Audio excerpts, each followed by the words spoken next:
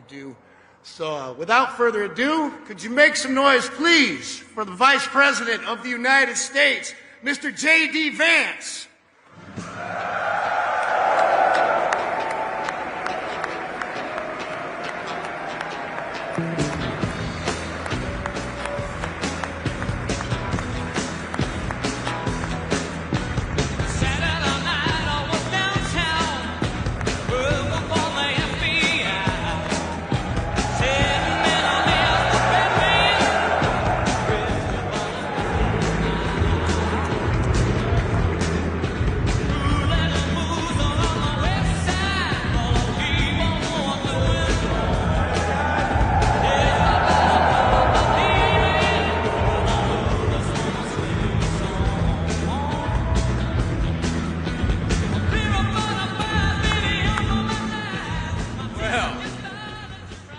Great to be here in beautiful Fort Campbell, Kentucky, and let me just say,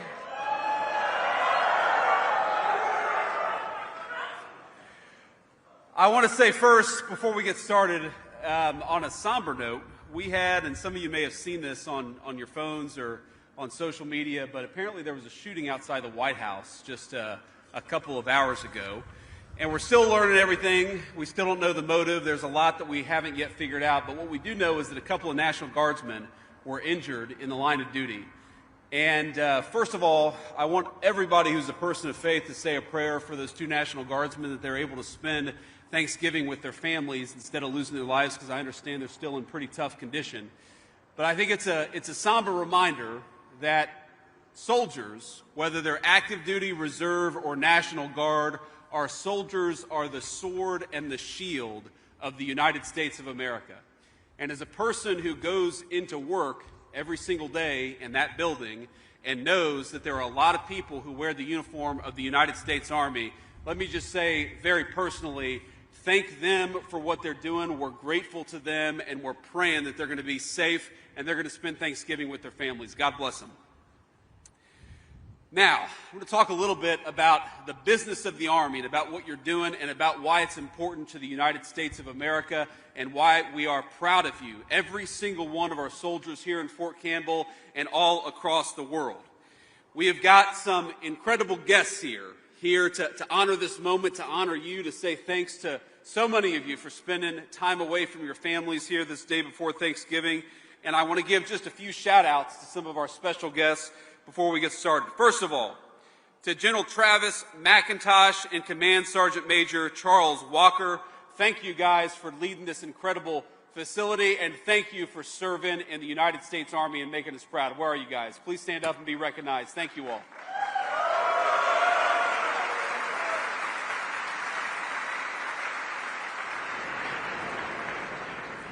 We've got my dear friend, Senator Marsha Blackburn. Marsha, please stand up and say hello.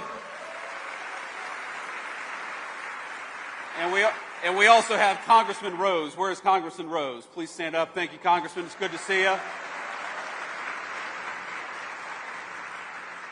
Now, I've got to, of course, thank my dear friend Bob Ritchie. You better know him as Kid Rock. But I want to say to my staff, I gave them one instruction, and that's that I don't have to follow a literal rock star before I give a speech. And they screwed that up the day before Thanksgiving, so every single one of them are fired. But thank you to Bob Ritchie, Kid Rock, because he's not just a great musician, he's not just a great American, he is a person who loves the soldiers of the United States Army, and we are proud and grateful for Kid Rock for being here today. I want to take another few moments and just say thanks to Major Josh Wilcox, Master Sergeant Aaron Duhacek, Mr. Jim Parks, Major Rob Wright, and every single soldier who made it possible for me to come and visit. Now, I won't say that the weather is cooperating because it's windy as hell and it is cold, man. It is cold up here. My staff told me to wear a jacket, and I said, nah, I'll just be fine. And here I am 2 minutes in, wishing that I had listened because it is really freezing cold up here. But we're gonna have a little fun despite that, because we are here to celebrate not just the United States Army, we're here to celebrate each and every one of you. And I know we've got some units here at Fort Campbell, and I want to give a shout out to each of the great units. So if you are with the 101st Airborne Screaming Eagles. Let me hear you a little bit. Where's the 101st Airborne?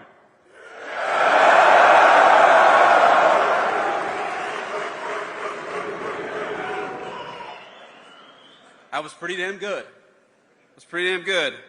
Let me say that the 101st Airborne is one of the proudest units in the entire United States Army for all warfighters everywhere.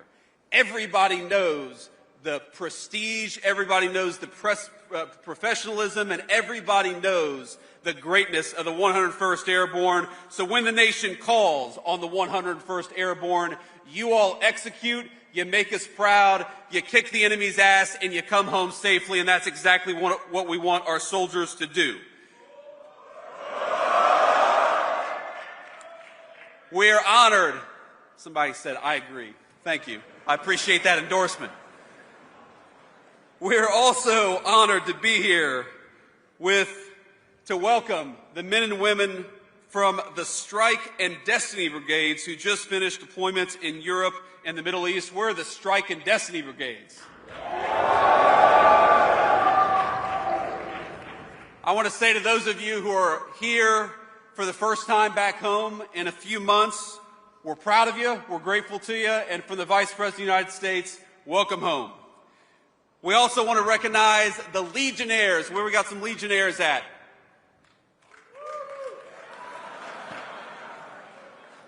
Like 5 or 6. We got some Legionnaires. How about the Nightstalkers of the 160th Special Operations Aviation Regiment? We got some Nightstalkers out here? A few? Like 3. They're all working right now. And I also want to give a shout out to the 52nd Ordnance Group, members of the 2nd Battalion, 44th Air Defense Artillery, the men and women who run the elite training schools here, and many, many more soldiers who make this one of the proudest military installations anywhere in the United States Army.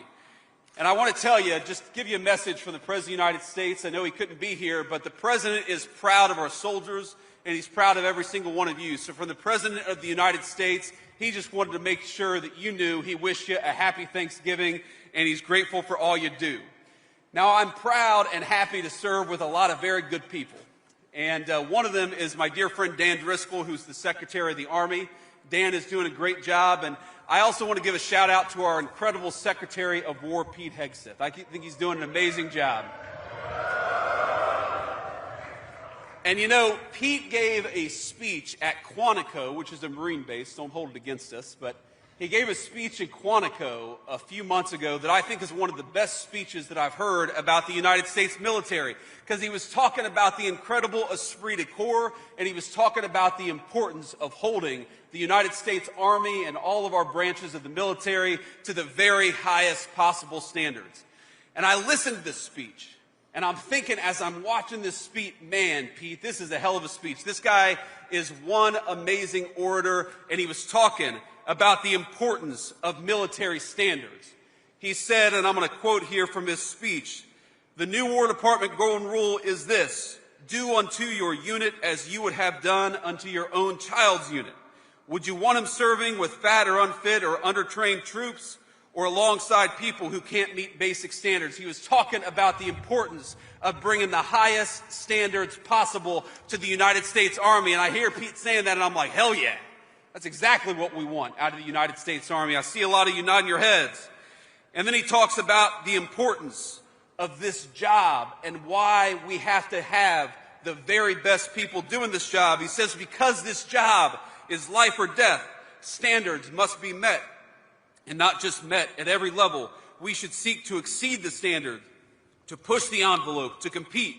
And this means that the War Department, first and foremost, we must restore a ruthless, dispassionate, and common sense application of standards. And I'm like, man, this is awesome. We're talking about bringing the highest standards in the world to the very best United States Army. I'm ready to run through a wall with this guy. And then Pete goes, no more beardos. I'm like, what the hell is that all about? He's talking about me. And I said to Pete afterwards, I was like, man, you had me. This whole speech was amazing, but you know what? The point is here that we believe in you so much.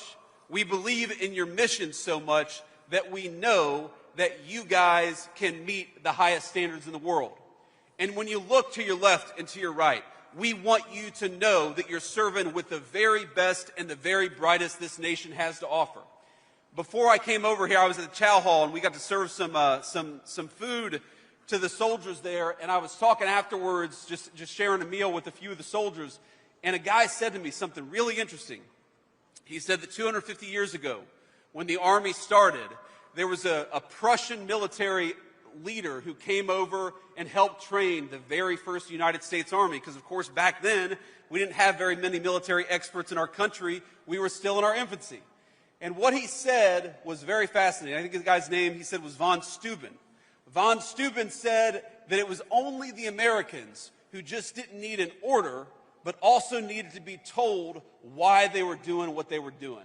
And I thought that was a fascinating insight to the soldiers of 250 years ago and a fascinating insight to the soldiers of today. We don't just want people who mindlessly follow orders. We want people who think, because we know that the most powerful weapon in the United States arsenal, the most powerful weapon anywhere in the world, it's not a rifle, it's not a tank, it's not a helicopter or an airplane. The most dangerous and lethal weapon anywhere in the world is a United States soldier, and we're proud of you, and we're going to stand behind you every step of the way.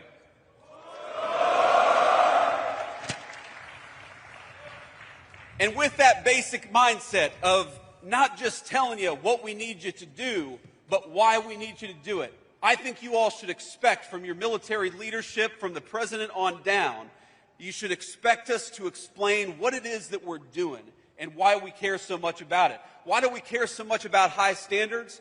Not just because we think that standards got a little lax in the last administration. We care about high standards because if, God forbid, the President of the United States asks you to go to war, we want to make sure that the people that you're fighting with are the very best. We owe it to your moms and dads, your grandmas and grandpas, to only send the very best people off to foreign conflicts, and that is why we care so much about standards. You've heard our Secretary of the Army, our Secretary of War. You've heard the President of the United States. If you've listened to anything that they've said over the last few months, they talk a lot about preparing the Army and the whole military for the age of modern warfare, because it's changed a lot. We've got drones now. We've got cyber warfare. We've got satellites in space that are as important to the modern warfighter as anything, as any rifle or tank or airplane was 20 or 30 years ago. Now, yeah, of course, we still got a lot of tanks. We still got a lot of rifles. We still got a lot of the things that we've always had. But in this new generation of warfare, we need to give you the technology and the training to be the very best. And we know that you are the very best, but part of training you to be the very best is to make sure that you have the ability to use the modern weapons of warfare better than anybody else. When we look at the battlefield of the future, when we look at the next war, God forbid, if we're called on to fight it, it is going to be, if anything, a war up here as much as any other conflict in the history of the world. If you look at what's going on in Russia or Ukraine, or you look at what's going on in some of our counterterrorism missions, or you look at what could happen in the future in the next military conflict, it's not going to be the war that we fought 20 years ago. It's going to be a much different war. And one of the things I want every single one of you to know is that the President of the United States has given us a very simple mission, that we have got to equip you with the resources, with the training, and with the equipment to win the battle of the future. Now, I happen to believe that one of the mistakes that we made in this country, and let's be honest, it wasn't just Democrats, it was Democrats and Republicans, is that we were far too willing to send the bravest people in the world, our best natural resource, you all, the young people who put on a military uniform and are willing to fight and die for their fellow countrymen. We were too willing to send you off to battle without a clear mission, a clear definition of what you were supposed to accomplish. That was the mistake of Democrats and Republicans. It is the great stain on the political leadership of this country that we had the best troops in the world, and very often we went and sent you off to battle without a clear mission. And that is something this president and this administration is never going to do. If we ask you to go off and do something, if we ask our soldiers to risk their lives to defend their countries, what I promise you is that we're only going to do it with a clear mission and clear guidelines. And we're going to give you the tools necessary, we're going to give you the resources necessary, and we're going to empower you to do a very simple thing, which is kick the enemy's ass and come home safely. That's what the United States wants from its soldiers, and that's what the President of the United States asks of each and every one of you. It's not that hard, but that's what you should demand of your political leadership. Just as you follow orders of the President of the United States, this President stands by you. And if he asks you to do something hard, it's only going to be for a very good reason.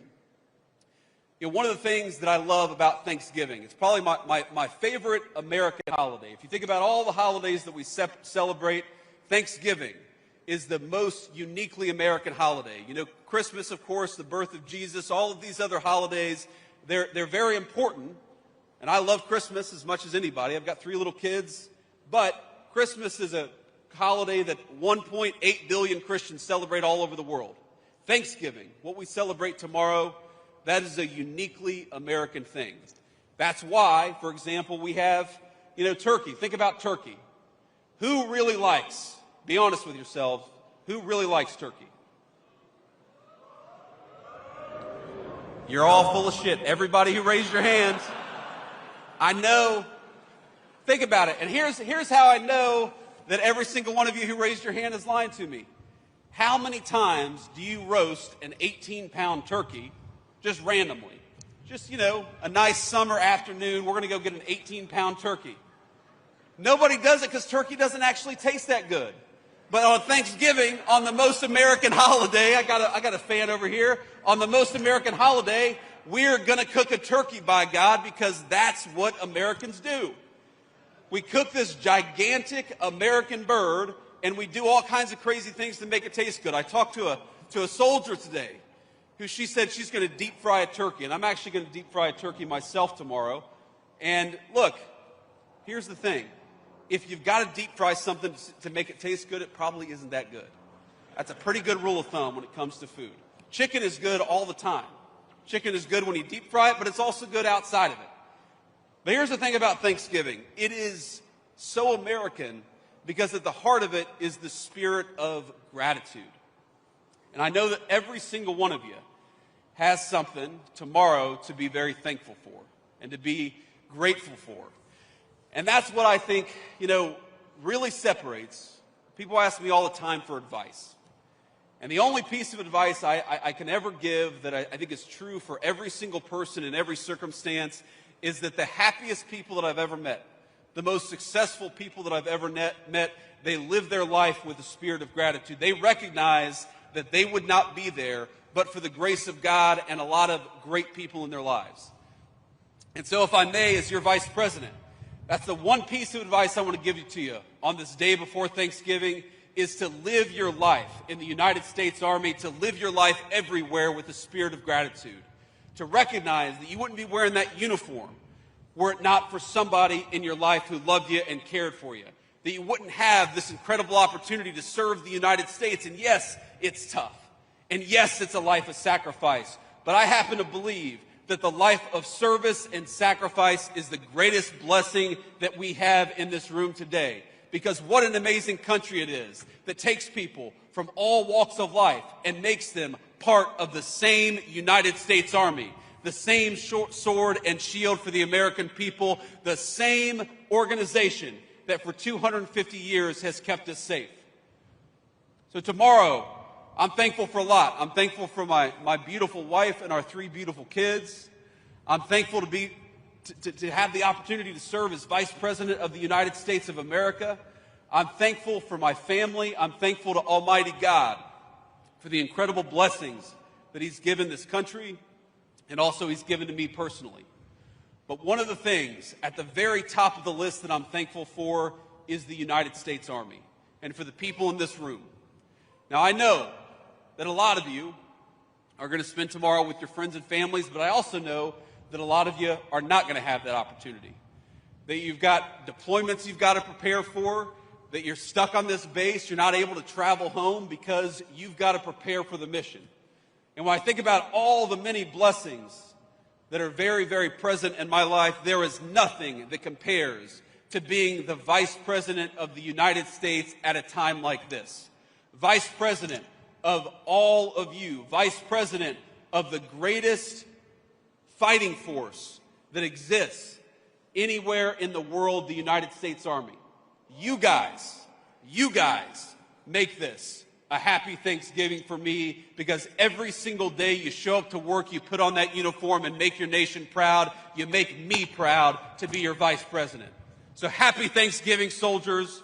Keep on doing what you're doing, and never forget that the most deadly weapon anywhere in the world, it's not about technology, it's not about what you're holding in your hands, it's about what's up here. You are the most dangerous weapon anywhere in the world, and America is counting on it to keep us safe. Happy Thanksgiving, soldiers. Thank you for having me. God bless you.